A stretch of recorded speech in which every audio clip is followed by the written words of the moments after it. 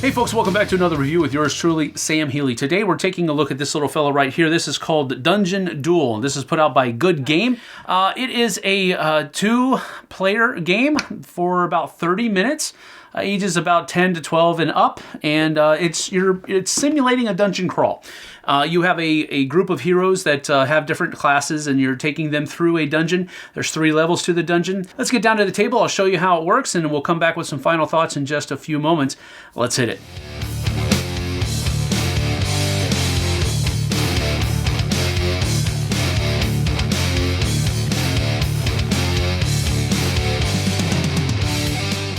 So here I have a game of Dungeon Duel set up for you, and there are 4 ways that you can win the game. The first 3 are automatic, immediate victories, and the 4th way is simply having the highest skill level or the highest soul level at the end of the game after you've gone through the 1st, 2nd, and 3rd levels of the dungeon. The first 3 are, first of all, if the opponent's soul level is ever 4 or more higher than his adversary, then he automatically wins the game.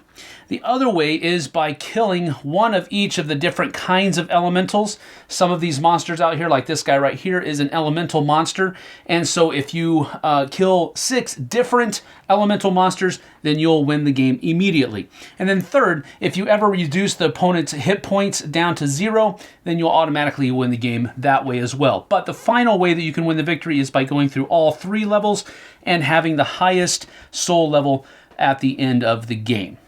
So the way that the game flows is that you have one thing that you can do on your turn. You can basically interact with one card on your turn, and then it's your opponent's turn, and so forth and so on. You have to start at the bottom of the dungeon level, though, and work your way upward.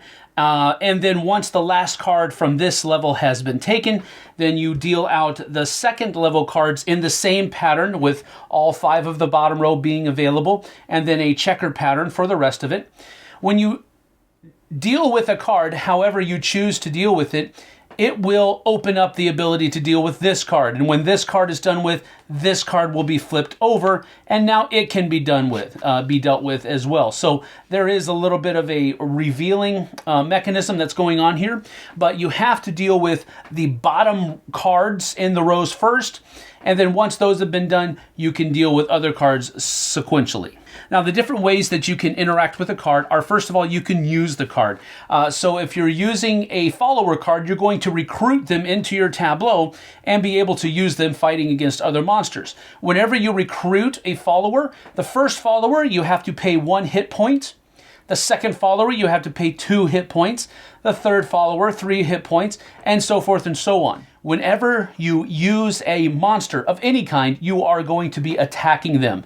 And you're either going to be killing them outright or having to take some damage because you couldn't do quite enough damage to defeat them. But whenever you do use them, you're always going to get this, but you might have to take some hit points of damage as well. When you use a weapon card, you're simply taking it and adding it to your collection. Doesn't cost you any hit points or anything else like that, but you can do that.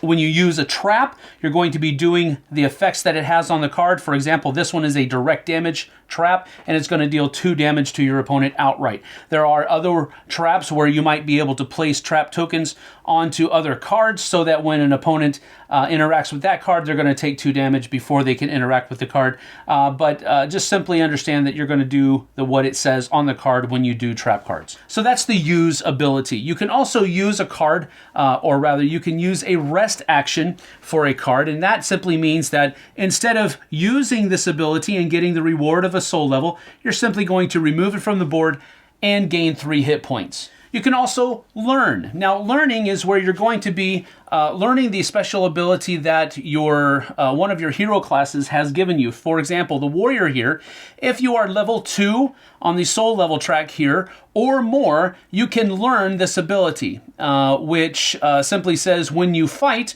you reduce a monster's hit point by 1. You can use 2 weapons at the same time instead of just 1, as I said earlier. So in order to learn this ability, let's say that I am at level 2 with my soul level, all I would have to do is take a card, let's say this one right here, and tuck it underneath the hero class, and now I have learned that special ability and I can use it on future turns. Another thing you can do when you interact with a card is sacrifice it. So if I wanted to, I could sacrifice this follower right here just so that I can reveal this card to see what it is. And whenever I do a sacrifice, I get an automatic second turn.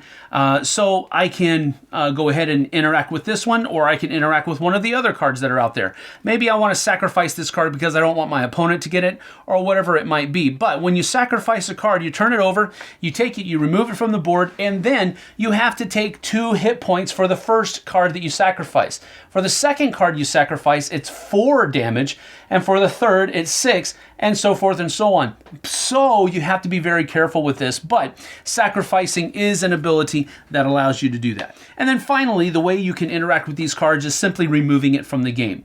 Now, more often than not, that's used to deal with these really bad monsters that are here, but you can use it anywhere. The simple fact being is that, for example, if you just simply remove this, nobody's going to get it, and you're not going to get it. If you remove this, you're getting rid of this, but you're also not taking any damage, but you're not getting any positive effects at all. It is important to note here that these devil monsters, or the really bad guys, the demon monsters, cannot be used for any action except using them. In other words, you're going to fight them or removing them from the game. They can't be used to rest, learn, or sacrifice. So just a couple sample turns would look something like this. All right, so I go first. I'm going to go ahead and interact with this guy. He's a follower. I'm going to add him to my tableau, which costs me 1 hit point to begin with. So we're going to go down to 7, and then he simply becomes one of my fighters in my row. Now, since I opened this up, this card gets flipped over. Well, my opponent thinks, yeah, that's probably a pretty good idea. So we're going to go ahead and interact with that and use 1 hit point to recruit that follower, which then opens up this card as well. And now that's another elemental that he can come after. On my next turn, I'm going to go ahead and combat with this fire elemental here, and I need to do 3 points of damage. I do have a breaker, which gives me the sword fighting ability, which is going to do 2 damage against him. I don't have any other kinds of helpers or weapons, so I'm going to do 2 damage. He needs 3, so I take 1 point of damage here. He gets added to my tableau because he is an elemental, so I need to keep track of what elementals I kill for the purpose of gaining magic abilities and the in-game condition of getting 6 different elementals. And then I also get to gain 1 soul level for having killed this fire elemental, which rewards me with 1 soul level as denoted right there. My opponent on their turn is going to go ahead and recruit this person here, which gives them the bow fighting ability, but that does cost 2 hit points because it's their second follower that they've recruited. And now that opens up this card here, which is another elemental that possibly we can do some damage to. On my next turn, I'm going to go ahead and fight this person right here because he's needing 3 hit points of damage. I do have that 2 guy there, so I'm going to take another hit point of damage here like this, but I do get to add this, and now that's 2 of the 6 that are necessary, so that's pretty good. But I also get another soul level here as well, so that's a bonus. On my opponent's turn, we're going to go ahead and sacrifice this card right here. And the reason they may choose to sacrifice is because we only have swords and bows doing damage. So we're only going to be able to do 1 damage to this. And that means we would take 3 hit points of damage. Don't really want to do that at all. So we're going to sacrifice this card, for which we do have to pay 2 hit points because it's the first sacrifice that we're making. And that gives us a bonus action. This card is removed from the game because we've sacrificed it. And now the bonus action comes down here where he's going to go ahead and recruit this one for, again, this is his 1, 2, 3rd follower. So 1, 2, 3 points of damage, getting pretty low here, but these will scoot over. And now he has a rather well-rounded party there of each different fighting style. This one will get flipped over like so. We're going to go ahead and take this weapon and use it, put it into my tableau, which doesn't cost me any hit points or soul levels or anything like that. But that will be the end of that, and it goes back to my opponent's turn. My opponent is going to go ahead and take this one out because they have a spear and they have a bow, which is doing 3 points of damage, which is all they need. So that will raise them up 1 level. and they don't have to take any hit points because they did as much as they needed to. On my turn, I'm going to go ahead and attack this elemental because I do have a weapon that gives me 2 damage here, and then my dude is also a weapon expert here in the swords, and so that's 3 altogether, and we've got that one done. That's my 3rd elemental, and that raises me up to the 3rd level there too. And basically that's how the game progresses, with continuing to go through the dungeon from the bottom to the top. Once the last card from this dungeon has been taken, this deck of cards is used. So as you can see, the monsters are just stronger. All of the monsters are stronger here. You have some of different kinds of weaknesses for the demon monsters. You have traps that are more lethal. Wow, that's a 10. So as you can see, the monsters just continue to get more and more strong or difficult. Here you have the level 3, so that's a trap. They're doing 4 damage. 15 regular monster, 12 regular monster, a 9 elemental, but he's got really weak weaknesses. So you have a whole bunch of different things. The weapons also get stronger though, so everything does kind of ramp up at a decent pace. So there you have it. And once one of those immediate end conditions are met, or if you get through the last set of cards, then whoever has the highest soul level here is the winner of the game.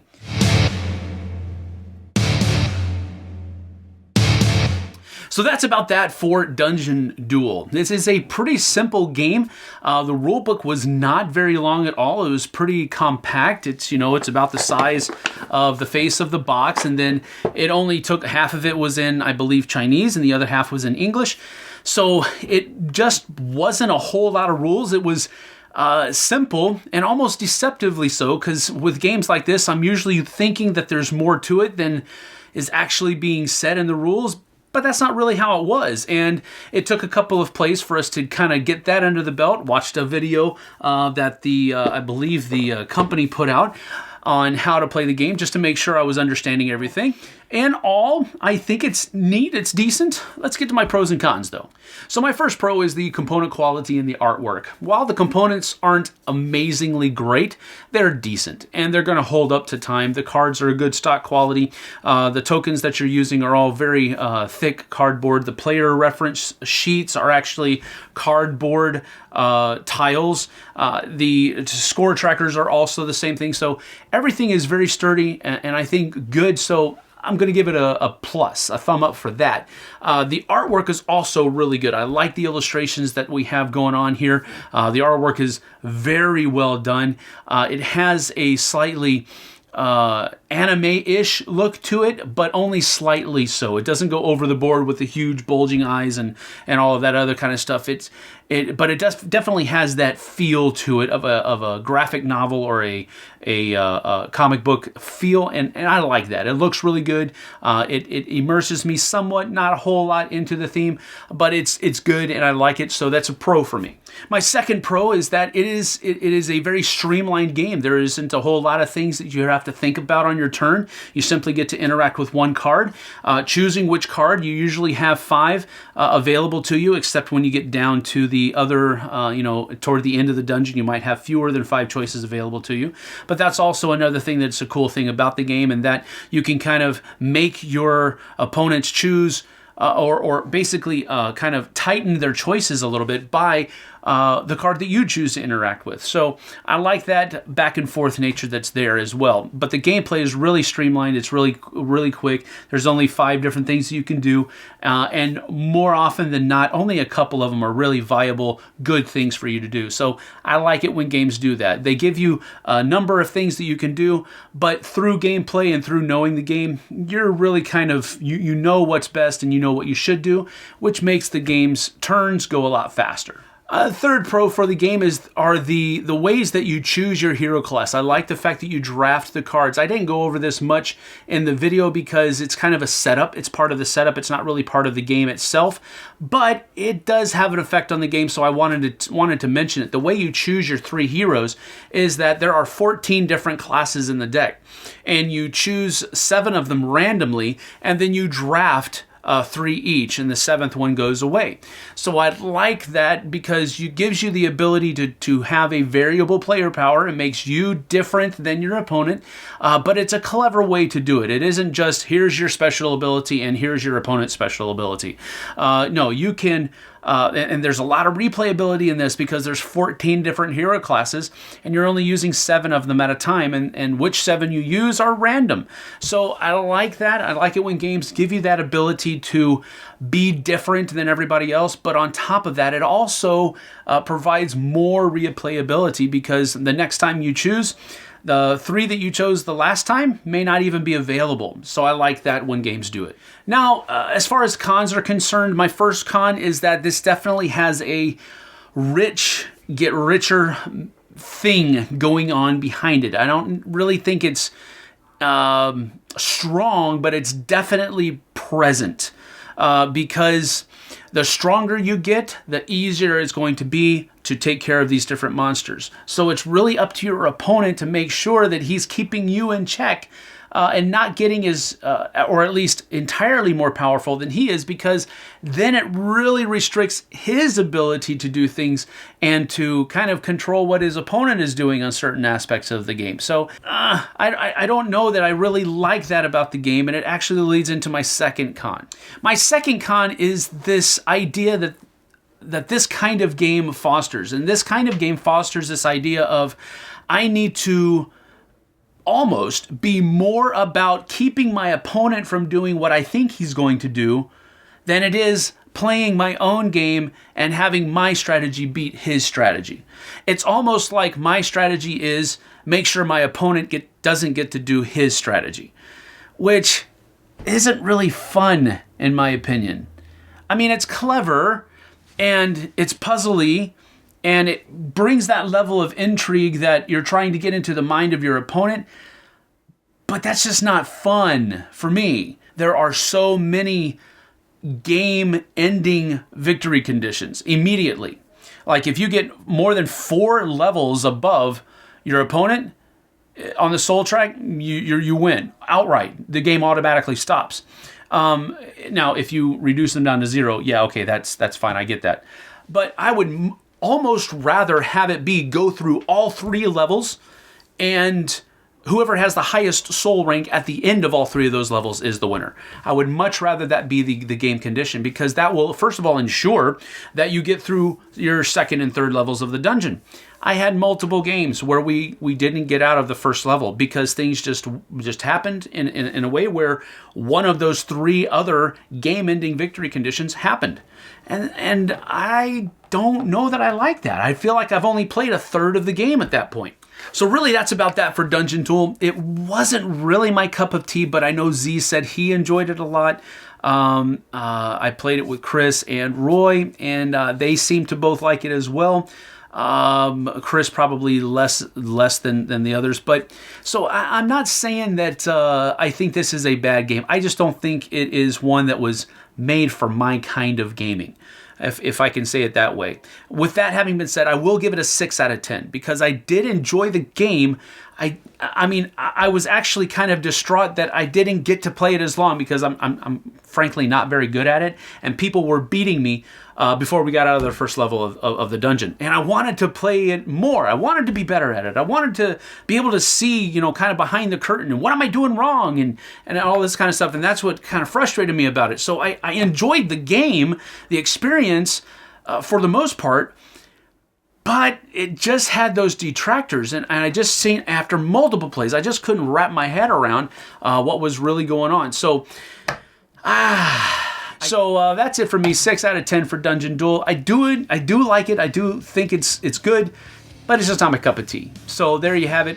Dungeon Duel, thanks for joining me here. I certainly appreciate it. We'll see you guys and gals on the flip side. Take care now.